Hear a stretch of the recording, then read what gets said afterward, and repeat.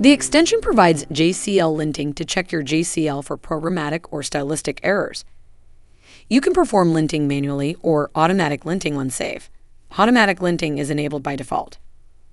JCL problems are highlighted in your code and displayed in the VS Code Problems view. You can run JCL Check against your code and produce convenient reports in Markdown format.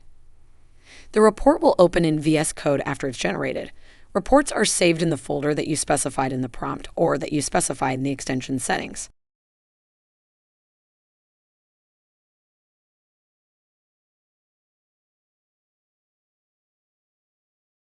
Learn more and download the extension today. To explore Code for Z further, visit codeforz.broadcom.com.